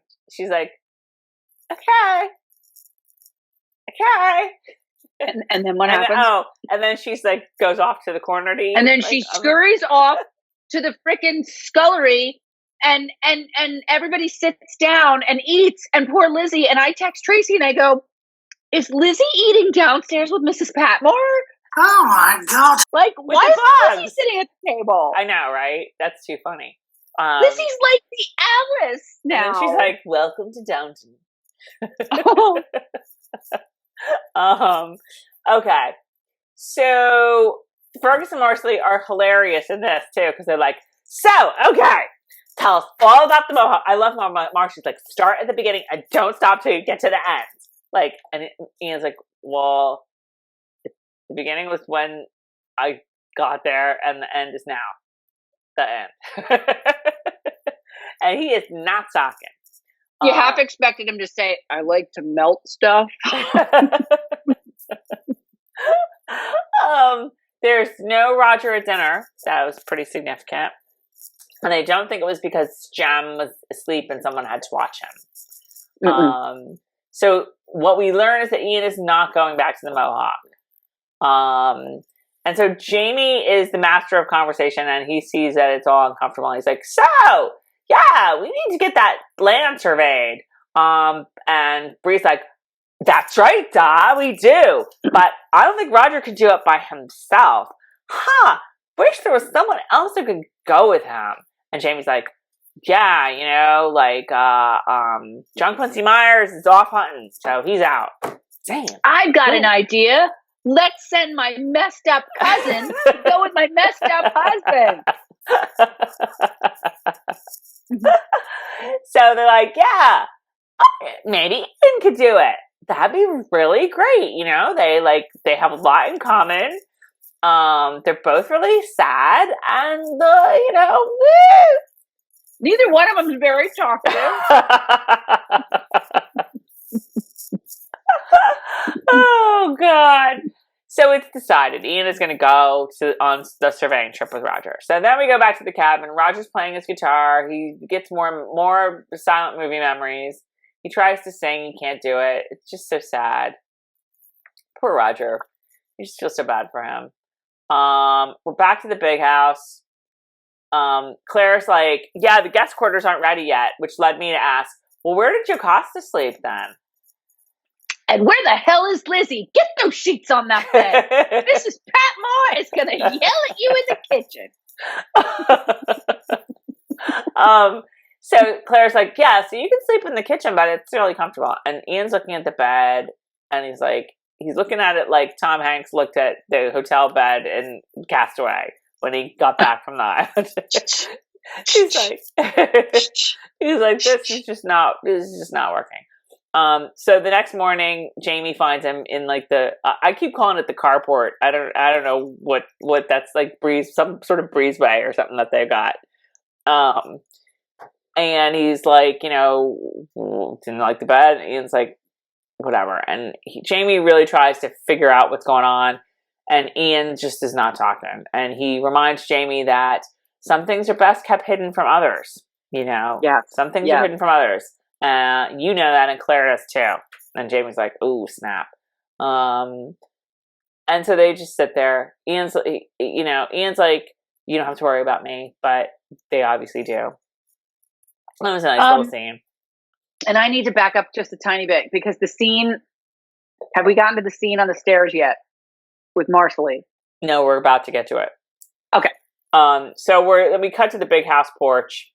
Jermaine is all like, fascinated. Oh, so cute. He's like, oh my do they hurt? God, like, because I have those on my arm here. See? Was that the cutest scene ever? Well, I was first just like, oh, okay. So whatever trauma Jermaine experienced, that he couldn't talk that time where Jemmy was missing. Yeah. And he was like, bah, bah, bah, bah. Now he can speak in full sentences again. So yes, he's like, did that hurt? Because mine hurt, and Ian was very cute with him. He was like, no. Oh my God. I loved that Jermaine just like went right up to him and was like, well, so like, kid. Isn't that such a little kid thing to do? A little kid will ask anything. Some little kids are going to be shy, but other little kids are going to right up to him and touch him. And be like, what's that? Yeah. So Marsali joins up, and again, it's another fantastic Marsali scene. Lauren Lyle, we're not worthy, we're not worthy, we're not worthy. She always knows. She picks up on what the other person is feeling, and then she tells a little story that helps them understand that it's okay to feel that way. She's like Jasper. She's in touch with everyone's feelings. Marsali should be a therapist. She should be the bridge therapist. I agree. But I felt like there's more to the story. Lauren Lyle, I started thinking about this. Ian, up until a certain age, Lauren Lyle is almost more of his... You mean Marsali? Yeah, I keep saying Lauren. It's fun. It rolls off the tongue. Lauren Lyle. Marsali is almost, hear me out, more of his family than anyone else there. Like, yeah, that's true. Obviously because of blood, and they kind of grew up together. Jamie, and Jamie was in the cave, but Marsali spent a lot of time with Ian as a child, growing up. Right. So I would think they had that whole conversation about family, and Marsali was like, I feel really guilty because I don't miss my veggie mother. I miss my sister. She does. No, she said she misses her. No, I'm kidding. I'm being a wise ass. But she said, I feel guilty sometimes because I love you. But they were sort of talking about family, and she's like, you must miss your mother, you must miss your family, whatever. But all I kept thinking to myself was, are we forgetting that he and Marsali, I would think they would have the reunion that he had with Bree, because he didn't know, like, he got to know Bree, but he's always, Marsali is his Brickley. There it is. Marsali is his Brickley. You guys, we grew up across the street from a family called Name the Brickleys, and they had 5 daughters, and we had 3 sisters, Tracey and Jill and I, and we were the best of friends. And we just talked to Joanne this morning, and Annie. I talked to Annie too. We're gonna have a virtual cocktail hour with the Brickleys on Saturday. Yeah, and they're like our sisters. They're like, I don't even have to think about it. They're just like family. Right. That's how I feel like Marsali and Ian would be. Anyway, I don't need to go on and on, but this is but I have to disagree, because I think that they didn't, like, okay, we lived across the street from the Brickleys since we moved when I was in 3rd grade. Carol was, I don't even think you were in kindergarten yet. You weren't. I wasn't. I was 3. You were 3.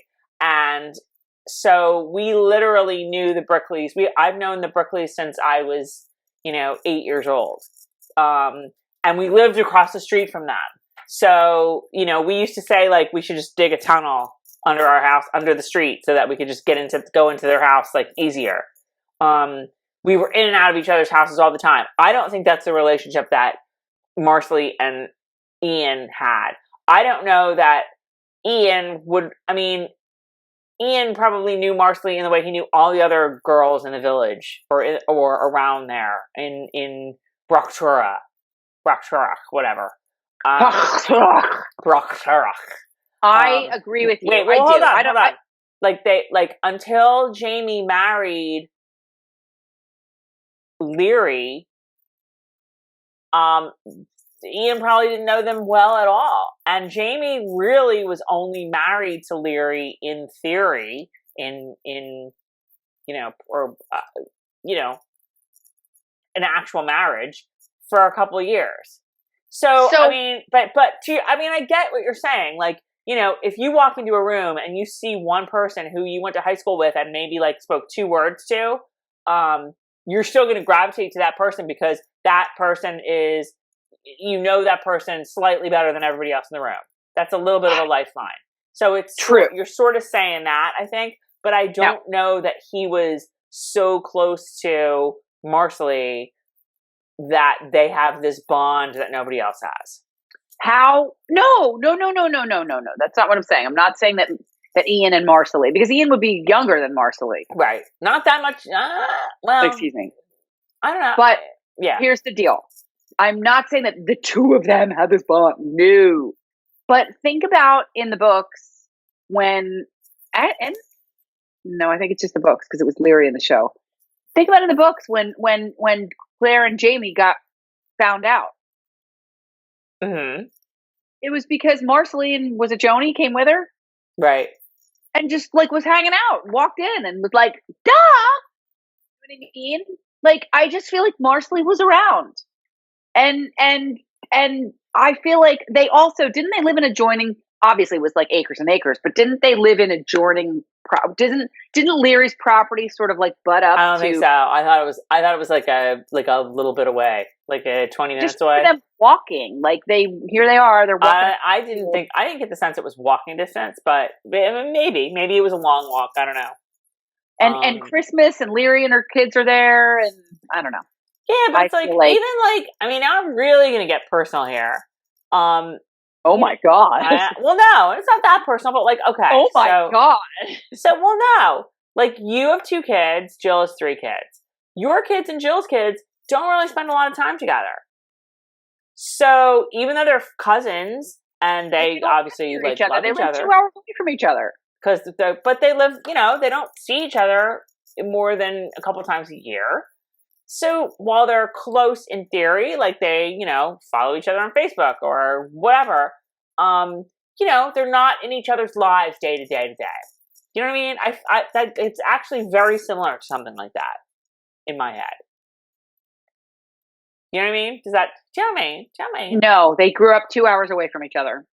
Yeah, but like in 18th century world, that was pretty much the same kind of deal. You just didn't, even if they grew up a half hour from each other, they wouldn't be if they didn't go to the same school, they wouldn't necessarily be hanging out. It is what it is. You have this relationship because it's your relationship, not because it doesn't mean that it's made you closer. I just feel like Marsali would have been a little slice of home for Ian and vice versa.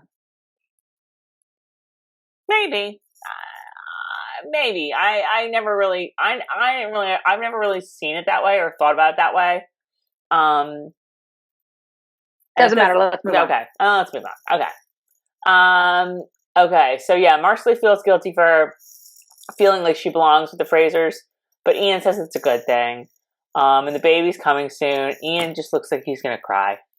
He looks like he's going to cry. Whatever he has been through, it's really bad. And it's really bad. All right. We're at the cabin. Roger's packing up. Bree is making him a little gift. I have to jump in again because I didn't realize something that was when you said that point where Bree was so good, where Sophie Skelton was so good. Was that the part where she was like, basically like, hey, buddy, like I had to get up and deal with. Yes. I related to I related to that so much because I did find myself. Remember before we turned this on, I said to you, maybe it was while we were talking, my reaction to this episode would have been completely different if Tom were here. Yes. Completely different. Because I watched this episode and after a while I was like, oh my God, Roger, frickin' move on. And I didn't have that reaction when I was reading the books. I was like, Roger! But when I was watching this, I was like, yeah, guess what? Everybody's got their problems. Just frickin' knock it off. That's interesting. You know what I mean? Yeah. And then she gets up and I don't want to say like women versus men. I don't want to do that because we have some cool guys who watch us too. I love you guys. But I did find it interesting. I related to her when she was basically like, yeah, sorry, I don't get to do that because, you know, it's cut my heart out too, but I got to raise my kid. I got to get up in the morning. I got to, you know what I mean? I don't know. I love that. I thought that was very realistic. It's interesting that your perspective is different from, like, your experience is different or your circumstances are different from when you read the books and watched the show, and how that is impacting your feelings about the choices that the characters make and what happens. Absolutely. Very interesting. Yes. Yes. Okay. So where are we? Okay. So yeah, Roger is packing in. Bree is a present for Roger. It's a paper airplane. I thought Bree could do better than that. Paper airplane. Bree was basically like, hold on. Bree was basically like, okay, look, Roger, I didn't graduate from college like some of us smarty pants people, but I still know a thing or two about aerodynamics. And, well, here you go. I didn't really understand that whole thing. Was that in the book? I don't think so. No, because really. I don't think that Roger and Ian go surveying. I don't think that happens. I know in the book, Ian and Bree take a little trip to do something. I don't remember what. But I don't think Ian and Roger ever do. So no, it does not happen. But anyway, that whole part is Bree saying, not apologizing, but saying like, maybe I was too hard on you. I need to be more patient. You know, I don't think she's saying like you can have all the time in the world and you can, you know, do whatever you want. But I think she's saying, I still want you to get over this, but I'm going to try to be more patient with you as you're doing it. And then she talks about like the whole wedding anniversary, and she's like, there's a reason that the first anniversary is paper and the 60th anniversary is diamonds, because it's going to take that long to like, you know, get through everything so that you can finally like, you know, get a reward like a diamond. Like that's how long it takes to actually deserve one. You know, whereas paper, this represents just how hard things are and how that it takes time, whatever. I don't know. You had a hard time with the scene, so we don't really. Sorry, I don't. If anybody's wondering why I'm like, I really, really had a hard time with that. I mean, the paper airplane. I had a hard time with pretty much the rest of the show. The paper airplane is a metaphor for being patient with Roger. That's what I got with it, and I think he appreciated it. So off he goes. He puts it in his little bag, and off he goes to survey the land. Get your ass out there and survey that land. And so Ian was like, I don't know when Roger thanks him, but Ian, I have written down, you didn't need to thank me. I came on my own. Okay, I don't remember what that was. So Roger gives Ian the astrolabe to play with. And Ian's like, you trust me not to break it? And I'm like, how are you going to break this, like, you know, circle of tin, Ian? Like, what are you going to do with it to make it a break? I don't know. It doesn't look very breakable to me. So back to the big house. If I were Bree, I never would have let anyone have that and let it out of my sight since it came from Lord John. Well, I mean, I guess Roger's going to use it to like find his way. Maybe it's a compass. Feels like it's a Swiss Army knife that does 17 different things. Yeah. Okay. That is like when I tell my kids, your bedroom also has to be functional. So I guess it does have to be a functional astrolabe. Right. So meanwhile at the big house, Claire can't find the hemlock root. She's like, Marsali, did you do something with that? And Marsali was like, pregnant. Like, I wouldn't touch that shit. And so we're all like, which one of them took it? Ian or Roger? So we're back to Roger and Ian, and Roger's playing with his little airplane, and Ian's trying to guess what it is, but Roger's not talking, so he's not confirming any of these guesses. And Ian's like, is it a bird? And then they have a very lovely little discussion about, the birds. How do they know which way to go?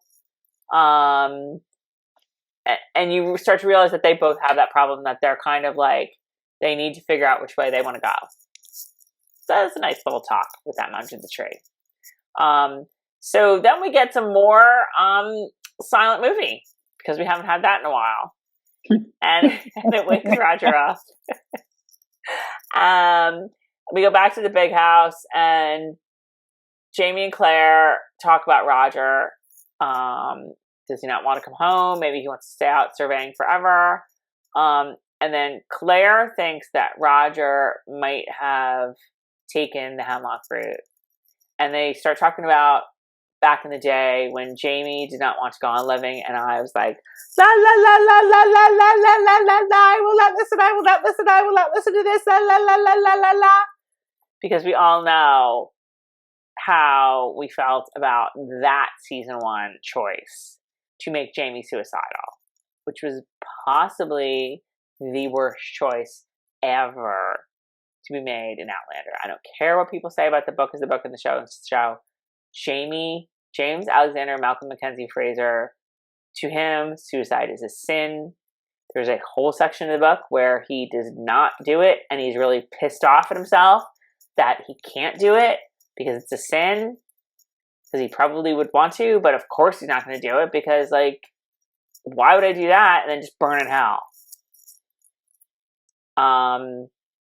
Yeah, so I just tried to, like, forget I ever saw that little scene between Jamie and Claire. You good? Okay, well, we're at Roger at the cliff now. Did you think he was going to jump? No. No, I didn't think so either. So this is where he starts to have the silent film memories, but all of a sudden they stop being silent films and they start getting real. They go back. This shit just got real. They go back into color, and yeah, I mean, like, it was fine that way for me. I don't know.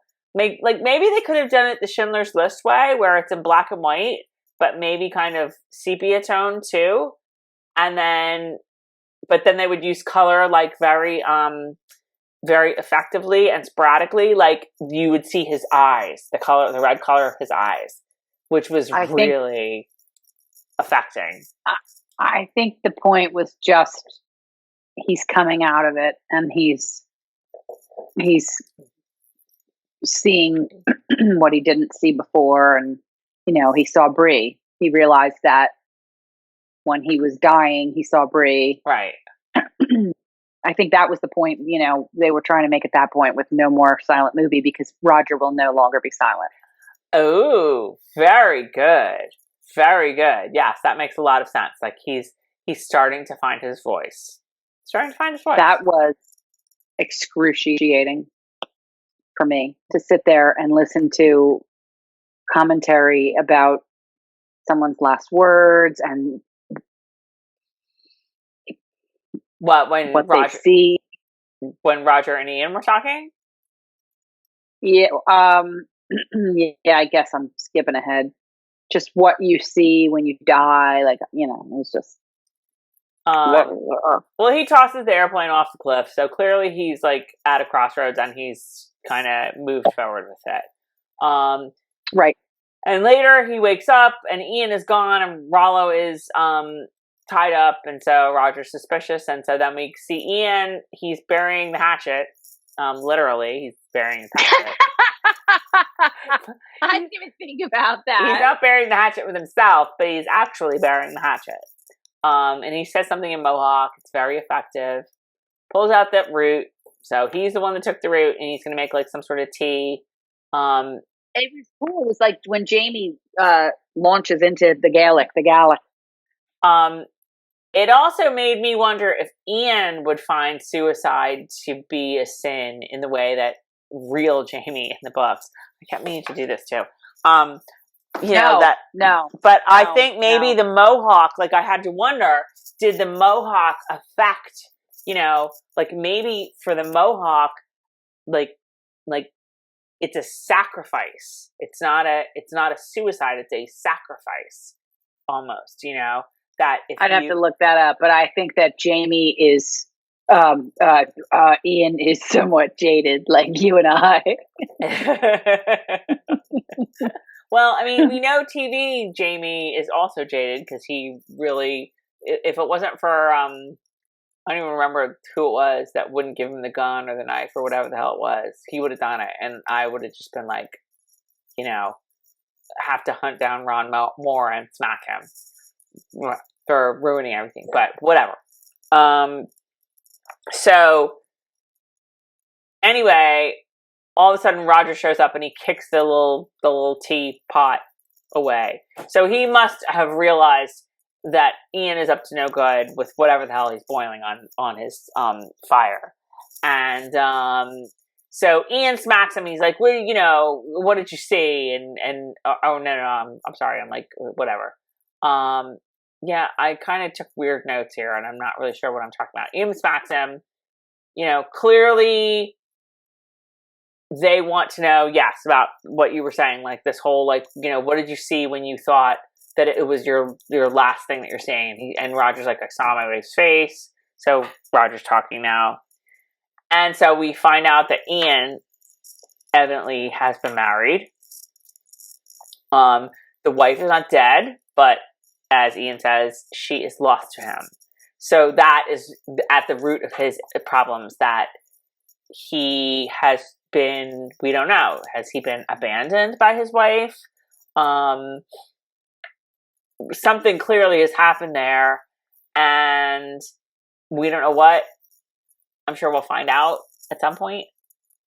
And this is where they have the shot of Ian from the side, that if I can even like put it in the video, I will, because it's just, he's so different. He's so Mohawk.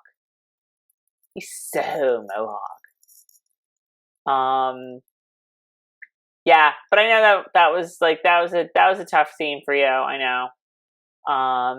But it was a good scene. It's a good scene. I'm sorry, I'm not more vocal about it. I'm sorry. Well, talk about John Bell and how great he is. Remember when he's great when he was all in season 3, and we were like, he's so good, and like we really haven't had a chance to talk about how good he is, and he was so good. You just can't wait for more. You just can't wait until next week. You want to see how the Ian storyline unfolds, whether you read the books or not. Right. You want to know what happened to him? I mean, clearly something did. Clearly, like, some big shit went down with him, and you really want to know what it was. Okay.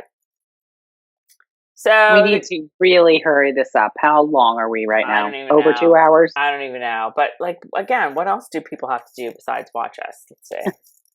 Wow, we are almost at 2 hours. This is going to be a long one. But there's a lot to break down. Okay. So we're back at the Ridge. They're done surveying. Roger's home. Roger's like, yeah, I'm speaking. And, whoa, look at you, Bree. Now you're at a loss for words. And that whole conversation is really great that they have, where Roger's like, I'm not that guy anymore. Like, I'm a different guy now. I'm the hanged guy. I'm like Roger's, like, a lot of what's wrapped up in all of this is Roger's identity. Who is he now? He's that guy who almost died. He's the hanged man. And then they just talk about, like, you know, the last words and the last fate, what matters is the last face, and I'll sing for you, and cry, cry, cry, whatever, and then that's it. That's the end. But I have to say, I loved as the credits rolled. Did you love the duet? Or were you just like, you didn't even notice it because you were just like, God, I just need to turn this off right now. Or I turned it off fast. I'm going to like look for some, I'm going to root myself. I mean, and you probably could tell because I was texting you in the first half of the text. I was like, ah! And then by the end, I was like, I'm going to bed now. No, it's the end credits are Roger and Bree duetting on Darling Clementine. Oh, that's adorable. It is adorable. That's cute. That's cute AF. Very cute. Great episode. This is probably another reason that I am done now because last night that I need to go to bed. This is like well, I'm sorry we're going. I mean, we'll see if I can get it to be under 2 hours. But like again, you know, people have nothing better to do. People have nothing better to do. Divide this into 2 parts if you need to, you guys. But this was a long episode. It was like 1 hour, over an hour. Yeah, I thought think we might have to have some kind of contest, but you have to be subscribed in order to enter the contest. Oh, to enter said contest. I wonder if we could do some sort of randomizer with the YouTube subscribers. That's a really good. Idea. So yeah, I thought this was a really good, another great episode. You know, it had its flaws here and there. I don't know how I feel about the silent movie stuff, the silent treatment, if you will. I know you're the same way. I didn't love it, but I respected the creativity. Yes, that's exactly it. And I respected them giving us something new and breaking it up and something different, and you know what I mean? Yes. But for me, Maria Doyle Kennedy singing is new and different and creative, and right. You know what I mean? And Bree singing. And Bree singing. She was beautiful. She had a beautiful voice, Sophie Skelton. Oh my God. I know. Beautiful voice. I know. So I was really, I applaud their effort, and they get an A for effort, and they get an A for, you know, creativity and going the extra mile. They didn't have to do that, and they did. But that's kind of going against what I said earlier, which is maybe they did have to do that, and we just don't know. Maybe we'll never know. You know, I am fascinated by production. I'm fascinated by the things they do because they have to tell the story in a certain way, and there's no way they're going to be able to do it normally, so they have to. I'm fascinated by that. So if there is some reason why they had to do it that way, I'd love to know. Yeah, I mean, I'm sure that they will talk about it after Outlander or whatever. I think you can get that online. I don't know. I haven't watched any of them yet this season, but I will go back and watch them. I don't know if they're doing the podcast either. You know, that's a good call. In fact, I don't know, but it's time. I don't know. It is time to. Yes, I would agree. It is time. It is time. It is time to say goodbye. Wait. I have been rocking on this chair so much tonight. Ooh, they are. They are doing podcasts. I just haven't listened to them yet. I'm just so behind with podcasts. That's it, you guys. That's it. We do have a new episode next week. Now we are full steam ahead until, I don't know, whenever, end of April, when it's all over. Yeah. Diana's episode is episode 511, so we've got a few weeks for that. But in any case, tell us what you thought of this episode in the comments. Tell us what you thought of our thoughts. If you agree, great. If you disagree, let us know why, respectfully. Subscribe to our YouTube channel. Come visit us on myoutlanderpurgatory.com.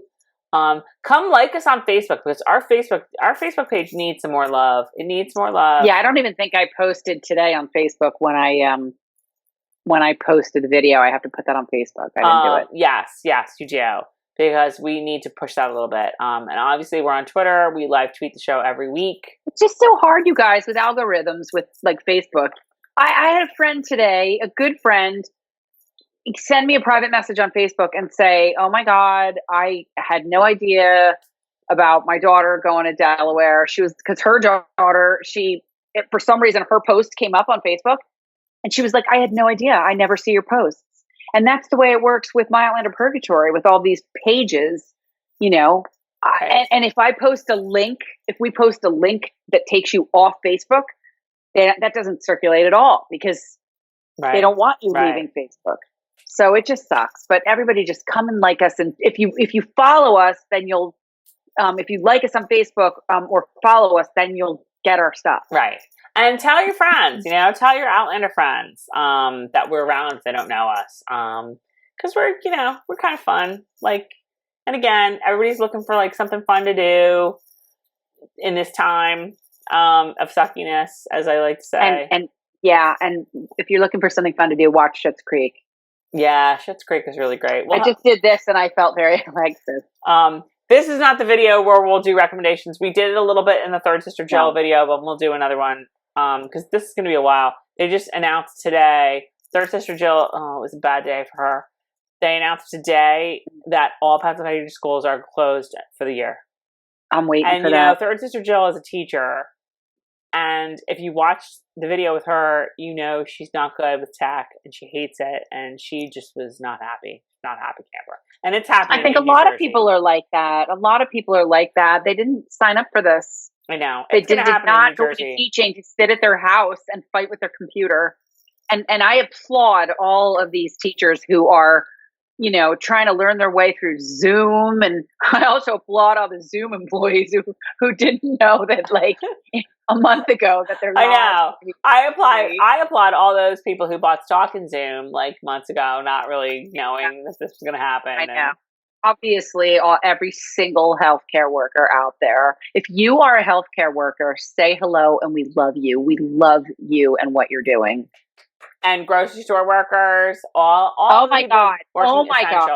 Grocery stores and healthcare workers, every single one of them should be tested. I am disgusted. I can't take it anymore. It's too late. We can't even get into that.